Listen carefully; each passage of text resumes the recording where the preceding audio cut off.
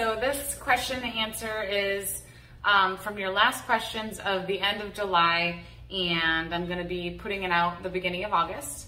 I am here in my semi-empty apartment because I am getting married, and my laundry's in the background, and this is just real life. So I wanted to be sure that I do these question and answers for you consistently. I hope you enjoy the extra acoustics that this room is giving me. I like it. Okay, so first question. How to season a cast iron pan. I would recommend using tallow. Any type of animal fat is optimal. I mean, I think if you Google it, it'll probably say olive oil, but I really don't use olive oil, typically because it's full of seed oils. So I would use tallow or just any leftover fat from cooking your meat. If you're cooking fatty meat in it, you could just honestly just leave the fat in there and reuse it. I think that people overwash things in general. Hair, dishes, body, like if you're cooking good animal foods, I really don't think it's gonna be bad. But to season a cast iron, I think tallow is a good option. When is my cookbook coming out so that you can have the crepe recipe? So my carnivore crepe recipe is one of the only exclusive, actually it's the only exclusive recipe that I have. I have released all of my other recipes. They're on my Instagram and the highlights and the feed and the reels. And I do that because I'm excited about them and I want to share them because it makes this way of eating sustainable for me, and they have really helped me out. So my cookbook, I literally just sat down to start it the other day. I'm hoping to publish it by early next year, spring of 2023. Right now, my first book is being edited. I finally sent it off. You know, I'm like, I'm done. I wrote it, paying someone to do the editing, a good friend, and so I'm excited about that. Have I worked with people to heal gastritis? Yes. The one thing I will say about gastritis is that it takes time. It's gonna take time. Typically, when someone comes to me to work on it, I'm like, you've got to give it like 6 months, because while you're healing, it's still uncomfortable. And you could feel like you're plateauing, but you're really just in the process of healing. This is a situation where I actually might recommend some supplements from Just Thrive, which is the probiotic company that I'm affiliated with. I generally do not recommend probiotics. I think typically most people don't need them, but for gastritis, this company has a couple of products that are really helpful that I have found with my clients, and I will put those in the description with my discount code. But overall, it is systemic healing. And yes, gastritis is reversible. Next question. Someone is interested in the house projects. So the house project going on is Tyler is building me my own special space in his home for my sauna, my YouTube videos, for stretching, for my, just work. And it's the best wedding gift present anyone could ever provide. And he's just literally building it from the ground up. He is putting up the drywall today. We went to Home Depot and I picked out my paint the other day. He's gonna build out like this sauna area with, custom flooring, and it's awesome. So that's the house project going on. There might be some other projects depending on whether or not we're gonna try to sell his house.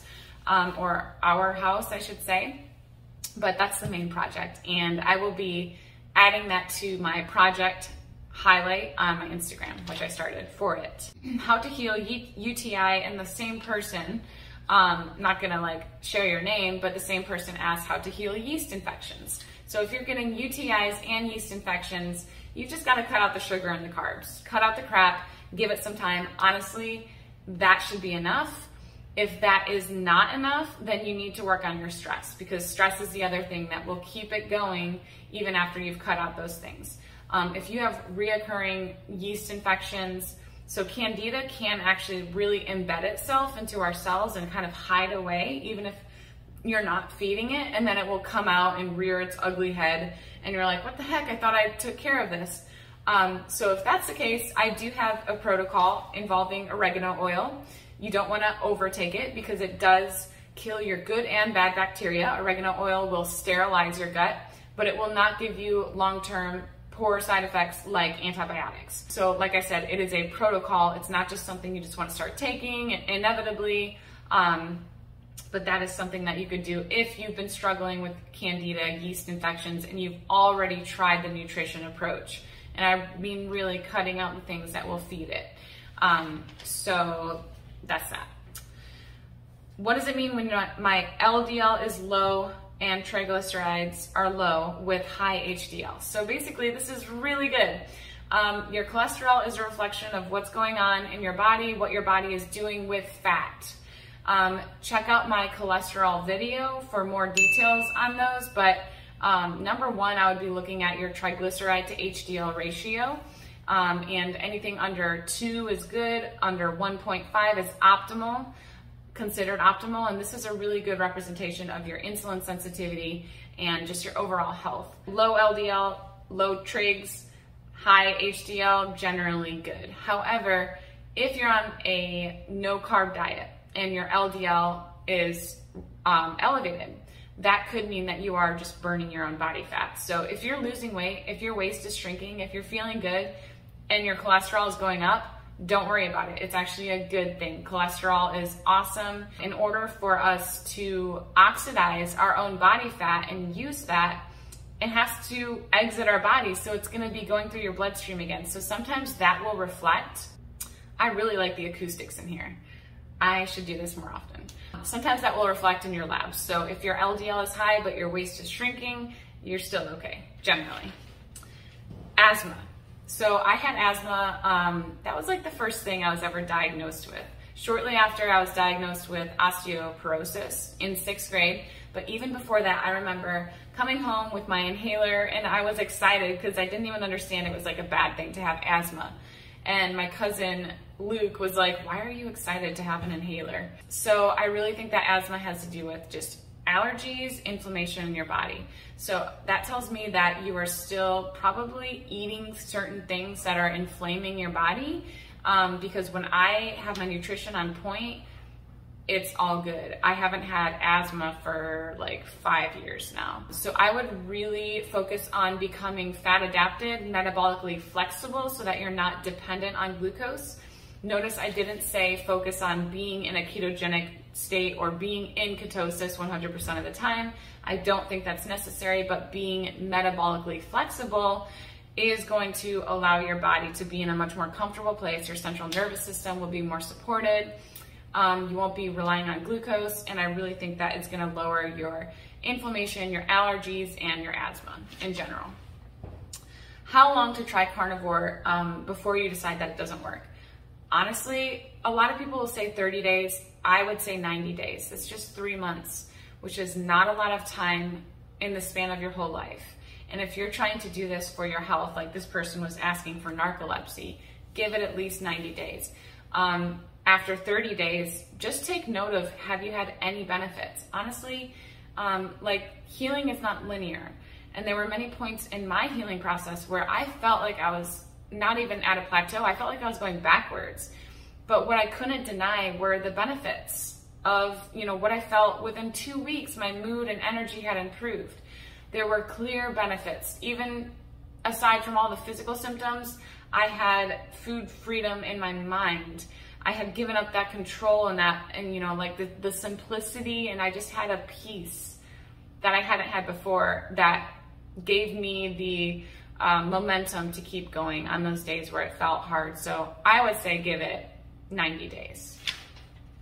And if you do hit a plateau, consider working with a coach. Work with someone who can troubleshoot with you, because there are good ways to do this and poor ways to do this. Sometimes people don't get enough fat, you're eating too much rendered fat, you're not eating the right types of meat. Sometimes it is as simple as just eat meat, eat the meat that you can afford. Sometimes it's not that simple, and that's the truth. There's a spectrum, like Ken Berry says. So is dairy helpful for people who are acne prone? No, I would say that it's generally hurtful. Dairy is going to cause a greater insulin response than other foods, and it can be inflammatory. Just by nature, dairy is inflammatory. This is another thing that Ken Berry shares that I love, because people want to shoot the messenger when I'm like, dairy by nature is inflammatory. I don't care if it's raw, unpasteurized, it's inflammatory. Yes, some types of dairy can have benefits, and so it's less inflammatory, it's more anti-inflammatory, but that doesn't take away from the fact that it suppresses leptin by acting on our opioid receptors, which is why dairy is very addictive. So if you struggle with food addiction or hunger, you know, you don't trust your hunger, I think dairy is going to complicate that, just like carbs could complicate things. So no, it's not this bad guy, but it's not always helpful. So if you are acne prone, I would recommend removing the dairy, focusing on high quality animal fats. Like suet is probably your best friend. That would be awesome. A lot of saturated ruminant animal fat will make your skin glow. And butter is the exception to the no dairy rule because it doesn't contain any of those proteins, which are the inflammatory part. That is all your questions. Thank you for asking them. And I will be posting another invitation for you guys to ask questions to my story, probably within the next 2 weeks or so. And I hope you guys have a great day.